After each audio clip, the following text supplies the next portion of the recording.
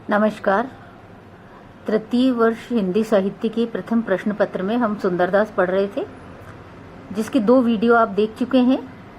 अब हम 7वें पद से पढ़ने जा रहे हैं। सुंदरदास जी संत कवि है। उन्होंने इस देह की नश्वरता, इस संसार की नश्वरता, इन सब के बारे में बताया है और मनुष्य को ये उपदेश दिया है कि हे मानव, तू इन सब नश्वर चीजों के बारे में सोच करके ईश्वर की भक्ति कर, ईश्वर का भजन कर, वही तुझे सच्चे मार्ग पर ले जाएंगे। तो इस 7वें पद में सुंदरदास जी ये बता रहे हैं कि तेरे इस देह का अंत क्या होगा। इस देह का अंत ये होगा कि यह देह जराई के छार किया है कि या तो इस देह को मृत्यु के बाद क्या करेंगे, जला के इसकी राख बना देंगे। ये निश्चित है। किया मतलब ऐसा ही करेंगे, ऐसा ही करेंगे। और के यह दे जमी में ही गाड़ दिया कि दया है। या फिर क्या करेंगे, इस देह को जमीन में गाड़ देंगे मृत्यु के पश्चात। और ये निश्चित है कि इस देह को अंत में वो या तो राख बनाएंगे या जमीन में गाड़ देंगे। इसलिए वो क्या कहे कि के यह दे रहे दिन 4 जिया है कि क्या, या फिर क्या सत्य है कि यह देह 4 दिन की मेहमान है। 4 दिन का मतलब है थोड़े समय की मेहमान है। तो तू स्वयं ये विचार कर ले कि तू जो चाह रहा था उस प्रकार से तूने इस देह के साथ में जीवन जिया है या नहीं जिया है। अर्थात वास्तव में तूने ये सोच विचार कर लिया क्या कि इस देह के साथ तूने जीवन को जी लिया है। ऐसा सुंदरदास जी क्यों कह रहे हैं कि सुंदर काल अचानक आई लिया है। सुंदरदास जी कह रहे हैं एक दिन क्या होगा, निश्चित रूप से अचानक काल आ जाएगा और वो तुझे ले जाएगा। अर्थात इस देह की नश्वरता के बारे में बताते हुए सुंदरदास जी मनुष्य को यह उपदेश दे रहे हैं कि हे मानव, एक न एक दिन ऐसा होगा कि काल अचानक आ जाएगा और तुझे ले जाएगा। तो ये जो 4 दिन का जीवन था, इसको तूने अपने उद्देश्य के अनुसार जिया है या नहीं जिया है। और संत कवि के अनुसार जीवन का उद्देश्य क्या है? केवल और केवल ईश्वर का भजन करना, ईश्वर की भक्ति करना, मोक्ष की प्राप्ति के लिए प्रयास करना। आगे के पद में सुंदरदास जी बता रहे हैं कि मनुष्य क्या कर रहा है। देह स्नेह न छांडत है नर, जानत है थिर है यह देहा, छीजत जाई घटे दिन ही दिन, दीसत है घटको नित छेहा।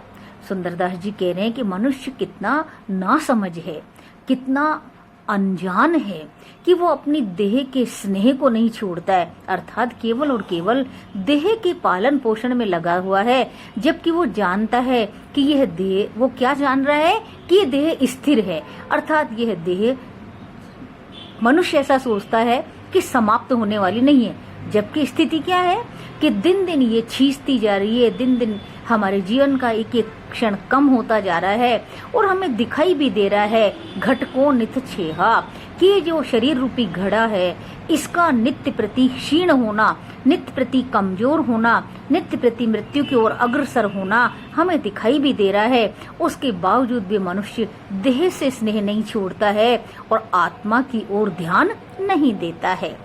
काल अचानक आई गए कर ढाई गिराए करे तनु खेवा। सुंदरदास जी कह रहे एक दिन क्या होगा, अचानक काल आ जाएगा और आकर के क्या करेगा, इस तन को ढहा देगा और निश्चित रूप से ये तन समाप्त हो जाएगा, मिट्टी में मिल जाएगा। इसलिए सुंदरदास जी कह रहे सुंदर अब यह निश्चय धरे कि अब तो ही मानव तू ये निश्चय कर ले, इस निश्चय को धारण कर ले और एक निरंजन सु करी नेहा, और एक निरंजन से, एक ईश्वर से स्नेह कर। अब तो तुझे समझ में आ जाना चाहिए कि तेरी ये देह है, ये नश्वर है, एक न एक दिन निश्चित रूप से ये नष्ट होने वाली है। आगे के पद में सुंदरदास जी बता रहे हैं, सोए रहो कहाँ गाफिल है करी, ता सिर ऊपर काल दहारे, धामस धूमस लाग रहो सट आई अचानक तो ही पछारे। सुंदरदास जी कह रहे हैं कि मनुष्य इस सांसारिक मोह जाल में फंस करके गाफिल हो रहा है। गाफिल होने का मतलब आलस्य में हो रहा है, आलस में फंसा हुआ है और उसको ये समझ में नहीं आ रहा है कि उसके सिर पर काल दहाड़ रहा है, अर्थात निश्चित रूप से एक दिन काल आएगा ही आएगा। धामस धूमस मतलब पूरी तरह से डूब करके और मनुष्य क्या हो रहा है, पागल हो रहा है। और एक दिन क्या होगा, काल अचानक आकर के मनुष्य को पछाड़ देगा, मतलब उसको पीछे कर देगा और वो काल है वो आगे बढ़ जाएगा, अर्थात समय अपनी गति से चल रहा है और वो कभी भी कभी भी पीछे हटने वाला नहीं है। मनुष्य जिस तरह से अपने सांसारिक भोग उपभोग में लगा हुआ है, सुंदरदास जी ये कह रहे हैं कि वो आकर के काल एक दिन निश्चित रूप से इसको पीछे कर देंगे। पीछे करने का मतलब है निश्चित रूप से मनुष्य को पछाड़ देंगे, यानी मृत्यु आ जाएगी।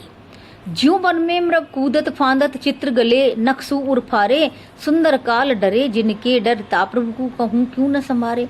जैसे कोई मृग है वो क्या करता है, कूदता फांदता जंगल में घूम रहा है और चित्र जो है उस शेर का चित्र बना हुआ है और उसको गले से वो क्या करता है, नाखून लेकर के उसको फाड़ देता है और वो सोचता है कि शेर का भय वो अब उसके लिए समाप्त हो गया। उसी प्रकार मनुष्य भी क्या कर रहा है कि काल के भय को समझ नहीं रहा है और सांसारिक कार्यों में लगा हुआ है। सुंदरदास जी कह रहे हैं जिनके डर से काल भी डरता है, ऐसे प्रभु का तो स्मरण क्यों नहीं करता है, उनको तुम क्यों नहीं संभालता है।